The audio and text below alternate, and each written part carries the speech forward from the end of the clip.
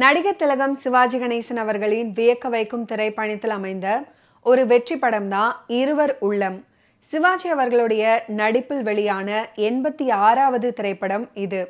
வாழ்க்கையில் ஒவ்வொருவரும் ஒவ்வொரு விதமான தவறை செய்து கொண்டுதான் இருக்கிறார்கள். அப்படி தவறு செய்தவர்கள் ஒரு கட்டத்துல அந்த தவறை உணர்ந்து தெளிந்து திருந்தியும் விடுகிறார்கள். அப்படி திருந்தியவர்களை இந்த சமூகமும் வீடும் ஏற்றுக்கொள்வதே இல்லை. அது மட்டுமா, யாராவது தவறு செய்தால் கூட இதை இவன் செய்திருப்பான் அப்படின்னு முடிவுக்கு வந்து விடுவார்கள். இந்த வாழ்வியலை காதலுடனும் தாம்பத்தியத்துடனும் பின்னி பிணைந்து உணர்வு பூர்வமாக சொல்லப்பட்டதுதான் இருவர் உள்ளம் திரைப்படம்.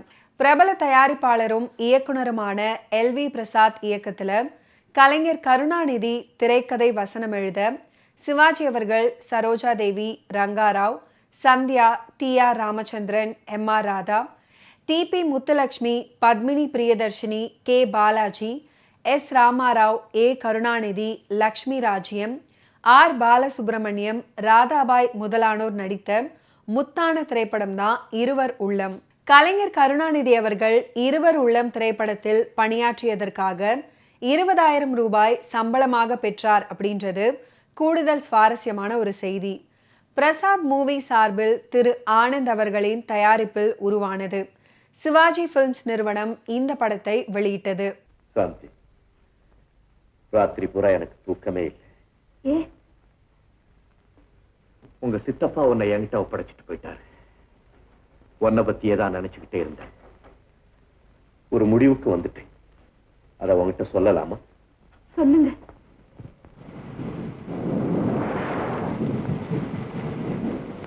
சாந்தி, மேடம் கியூரிய பத்தி உனக்கு தெரியுமா? படிச்சிருக்கேன். ஒரே தொழில ஆர்வம் உள்ளவங்க கணவனும் மனைவியுமா சேர்ந்ததுனாலதான் மேடம் கியூரியினுடைய லட்சிய வாழ்க்கை அவ்வளவு வெற்றிகரமா அமைஞ்சது இல்லையா? ஆமா சாந்தி, நானும் ஒரு பெரிய லட்சிய சபதம் எடுத்திருக்கிறது உனக்கு தெரியும். கடமையே உருவான நீ என்னுடைய வாழ்க்கையிலேயே எனக்கு துணையா இருந்தீன்னா நிச்சயம் என்னுடைய லட்சியம் வெற்றி அடையும். அந்த பாக்கியம் எனக்கு கிடைக்குமா? எனக்கு என்ன பதில் சொல்றதுன்னே தெரியல. நான் எங்க, நீங்க எங்க? நீங்க பெரிய டாக்டர், நான் ஒரு அனாதை. நானும் அனாதை தான். ஆனா அதிர்ஷ்டக்காரன். என்னை வளர்த்த பெரியவர் தான் எனக்கு தெய்வம். நாளைக்கே நான் மதுரைக்கு போய் அவர்கிட்ட ஒரு வார்த்தை சொல்லிட்டு அவருடைய அனுமதியோட என்ன, உனக்கு சம்மதம் தானே?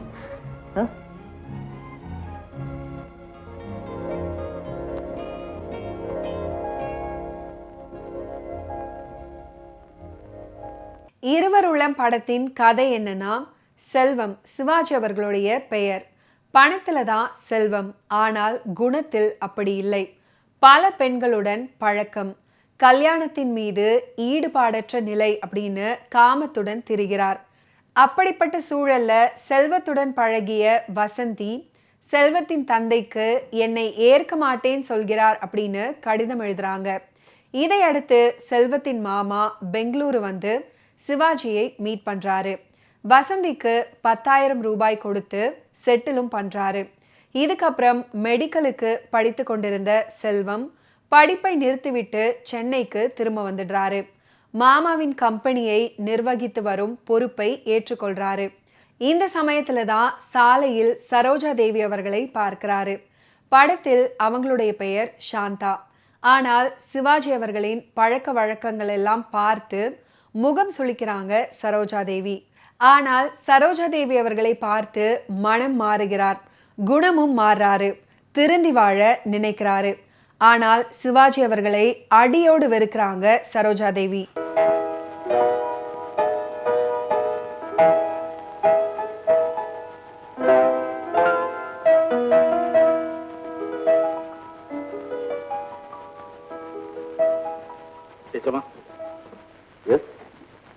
ரொம்ப நன்றி. இனி நானும் மீனாவும் புறப்படுறோம். நல்லா இருக்கேன். சின்ன எஜமான் காலத்துல இன்னைக்குதான் இந்த வீட்டுல மேல சத்தமே கேக்குது. வீட்டுக்கு வந்த லட்சுமி உடனே போக கூடாதுங்க. அதோட ஜமீன்தார கல்யாணம் பண்ணிக்க போற பொண்ணு ஜமீன்ல உள்ளவங்க கிட்ட எப்படி பேசணும், எப்படி பழகணுங்கிறத தெரிஞ்சுக்க வேண்டாம்? அது மட்டும் இல்லம்மா, இனிமே ஜமீன் விவகாரங்கள் எல்லாம் அந்த பொண்ணுதானே கவனிச்சுக்கணும். இல்ல சேகர்? ரொம்ப மகிழ்ச்சி எஜமா. மேனேஜர், அவங்க சங்கத்துக்கு வேண்டிய எல்லா ஏற்பாடுகளும் செய்திருக்கேன். ஒரு கட்டத்துல சிவாஜி அவர்களின் சின்ன தங்கைக்கு டியூஷன் எடுக்க வீட்டுக்கு வர்றாரு. அப்போது ஒரு சூழலில் திருமணம் வரை பிரச்சனை போகிறது. இருவருக்கும் திருமணமும் நடக்கிறது. அப்பா ரங்காராவ் அரசு வக்கீல், அண்ணன் எம்.ஆர். ராதா வக்கீல், வசந்தி என்பவள் இன்சூரன்ஸ்ல வேலை பார்க்கும் டி.ஆர். ராமச்சந்திரனை மணந்து கொள்றாங்க. ஆனால் மைனர் மாணிக்கம் அப்படின்ற கே. பாலாஜி கிட்ட மனதை பறிகொடுக்கிறாங்க. பணமே பிரதானம் அப்படின்னு வாழ்பவள் அவள். சிவாஜி அவர்களும் சரோஜா தேவி அவர்களும் கன்னியாகுமரிக்கு வேண்டுதலுக்காக போறாங்க. வேண்டா வெறுப்பாக சென்ற நிலையில் ஏதோ ஒரு உணர்வு சிவாஜி அவர்கள் மீது ஓர் பிரியம் பிறக்கிறது சரோஜா தேவி அவர்களுக்கு. அதே சமயம் டி.ஆர். ராமச்சந்திரனும் வசந்தியும் அங்கே வர்றாங்க. சிவாஜி அவர்களுக்கும் சரோஜா தேவி அவர்களுக்கும் டார்ச்சர் கொடுக்கிறாரு. நீதானே என்னை கன்னியாகுமரிக்கு வர சொன்ன அப்படின்னு பொய் சொல்ல அதை நம்பிய சரோஜா தேவி அவர்கள் மயங்கி சரிகிறாங்க. விஷஜுரத்தில் தவிக்கிறாங்க. அப்போது அவரை கண்ணும் கருத்துமாக பார்த்துக்கிறாரு சிவாஜி அவர்கள். இந்த சமயத்தில் வேலை விஷயமாக டெல்லிக்கு போகும் ஒரு சூழல். அந்த 4 நாளும் சிவாஜி அவர்களை உணர்ந்து அவரின் வருகைக்காக காத்து கொண்டிருக்கிறாங்க சரோஜா தேவி. இந்த தருணத்துல டி.ஆர். ராமச்சந்திரன் வேலை விஷயமாக வெளியூர் செல்றதுக்கு கிளம்புறாரு. அப்போது கடிதம் ஒன்றை பார்க்கிறாரு. அது வசந்திக்கு மைனர் மாணிக்கம் எழுதிய கடிதம். உன் கணவர் எப்போது கிளம்பி செல்வார் என்று காத்திருக்கிறேன் அப்படின்னு எழுதியிருப்பதை படித்துவிட்டு உஷ்ணமாவார். வெளியூர் போவதாக கிளம்பிவிட்டு உள்ளூர்ல ஒரு லாட்ஜில் தங்குவாரு. வசந்திக்கு சிவாஜிக்கும் பாலாஜிக்கும் உள்ள நட்பு தெரிய வரும். அப்போது சிவாஜி அவர்களுக்கு ஃபோன் பண்ணி பாலாஜி ரொம்ப முடியாமல் இருப்பதாக வேலைக்கார பெண் பேசுவது போல பேசி அழைப்பாங்க வசந்தி. சிவாஜி அவர்களும் வருவாரு. வசந்தியை பார்ப்பாரு. பணம் தானே வேணும் அப்படின்னு பர்ஸை தூக்கி போடுவாரு. அங்கிருந்து கிளம்பியும் செல்வாரு. மாடியிலிருந்து இறங்கும்போது வசந்தியின் அலறல் சத்தம் கேட்கும். வீட்டுக்கு வந்த சிவாஜியுடன் இனிமையாக பேசும் சரோஜா தேவி அவர்கள் மன்னிப்பு கேட்பாங்க. 2 பேரும் சந்தோஷமாக இருக்கும் வேளையில போலீஸ் வரும். வசந்தியை கொலை செய்த குற்றத்திற்காக சிவாஜி அவர்களை கைது செய்வாங்க. அரசு வக்கீலான அப்பா கொலைக்கு தண்டனை வாங்கி தர முயற்சி பண்ணுவாரு. வக்கீல் அண்ணன் தம்பியை காப்பாற்ற போராடுவாரு. சரோஜா தேவி அவர்கள் கணவனை முழுசாக நம்புவாங்க. கோர்ட், வழக்கு, வாக்குவாதம், உணர்வு பூர்வமான வசனங்கள். இறுதியில் டி.ஆர். ராமச்சந்திரனே கொலையாளி அப்படின்றத சரோஜா தேவி அவர்கள் நிரூபிப்பாங்க. போலீஸ் கைது பண்ணுவாங்க. சிவாஜி அவர்கள் விடுதலை செய்யப்படுவாரு. குடும்பத்தில் பழைய நிம்மதி தவழத் தொடங்கும். இதுதான் இருவர் உள்ளம் திரைப்படம். சேகர் சாப்பிட்டானா? சாப்பிட்டாருன்னு நினைக்கிறேன். நான் கவனிக்கிறேன். என்ன மீனா இப்படி சொல்றேன்? சேகர் பாவம் சதாவன் காதலியை நினைச்சே வருத்தப்பட்டு இருக்கான். இந்த நேரத்துல நீதானே அவனை கவனிச்சு ஆறுதல் சொல்லணும். சார், ஓ, இன்னைக்கு ஆடிட்டர் விட்டு கல்யாணம் இல்ல? செழிப்புமிக்க குடும்பத்தை சேர்ந்தவர் செல்வம். கல்லூரியில் படித்து கொண்டிருக்கும் போதே கண்ணியர் பலருடன் கைகோர்த்து அலைந்தாரு. எல்லா பெண்களையும் போல சாந்தாவையும் நினைத்து தன் சேஷ்டைகளை காட்ட ஆரம்பித்த செல்வத்துக்கு அந்த உத்தமியின் தோற்றமே நற்பண்பை புகட்டுகிறது. ஆனால் சாந்தா அவனை கொடியவனாகவே பார்க்கிறாங்க. விதிவசத்தால் 2 பேருக்குமே திருமணம் நடக்கிறது. இருவர் உள்ளத்திலேயும் நிம்மதி இல்லை.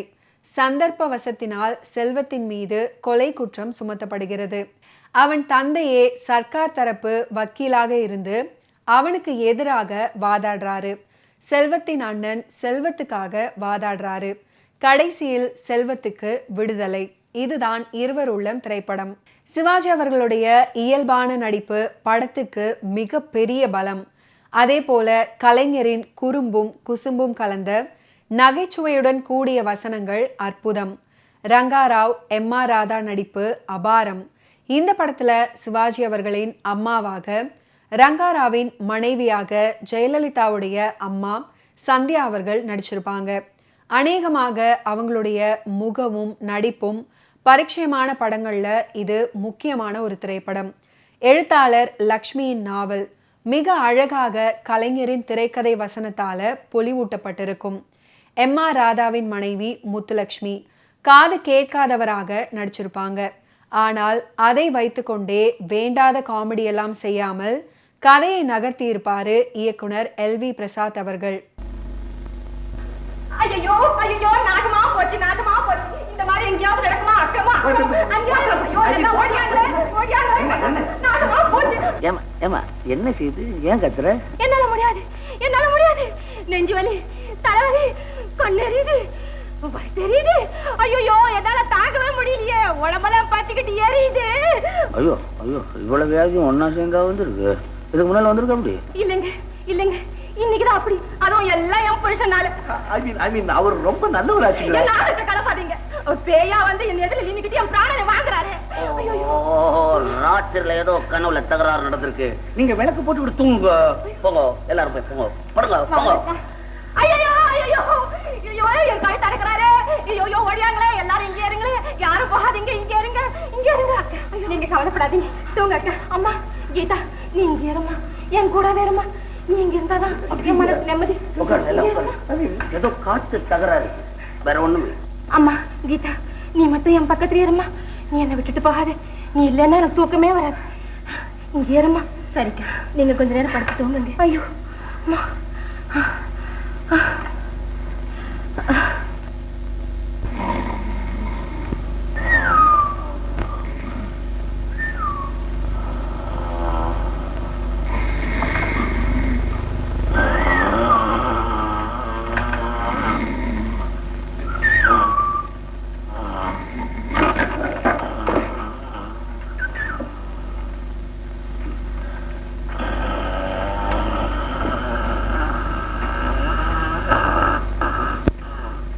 சிவாஜி கணேசன் அவர்களுடைய மிகச்சிறந்த படங்களின் பட்டியல்ல இதுவும் ஒன்று. வேண்டாத கணவனாக வரும் சிவாஜி கணேசன் அவர்கள் மிக இயல்பாக நடிச்சிருப்பாரு.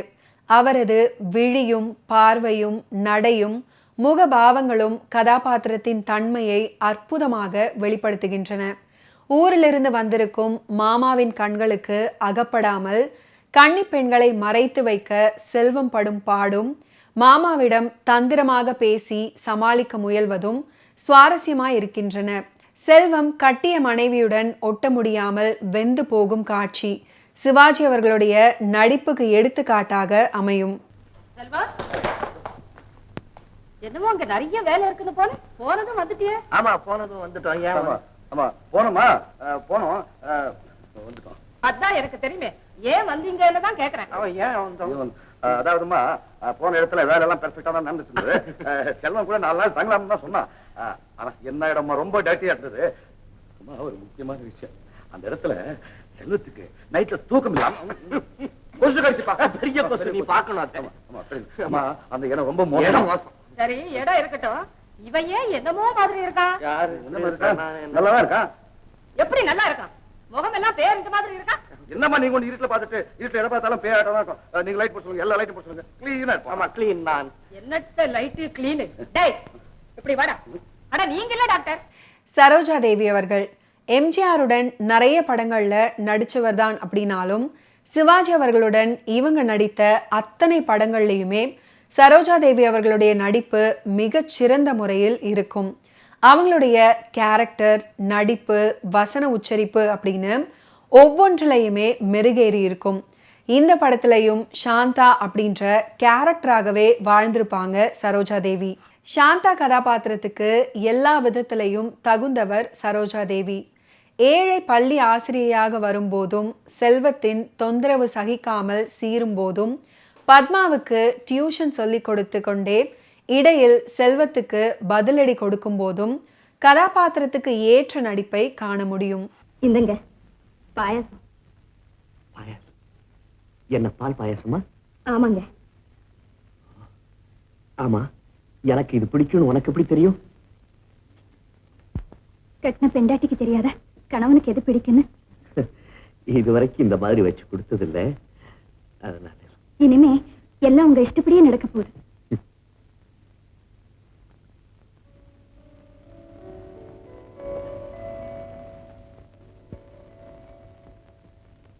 இந்த பாயாசம் யாரு வச்சது?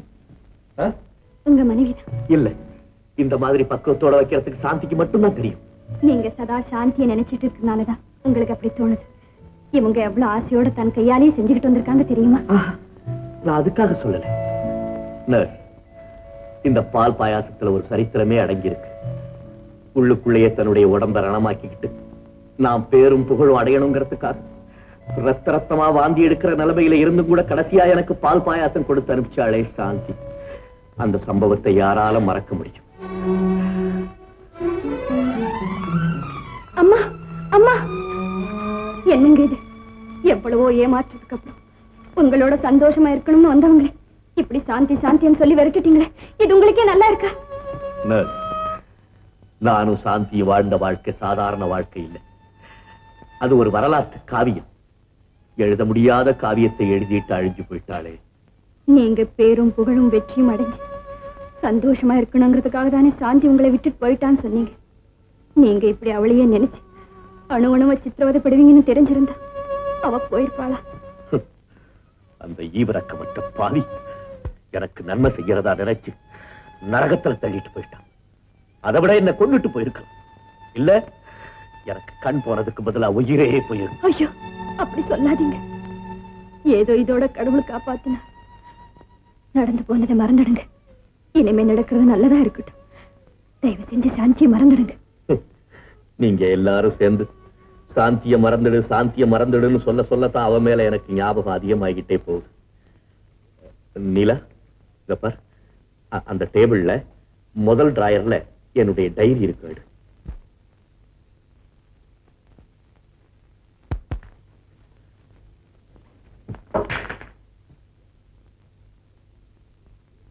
எடுத்துட்டியா?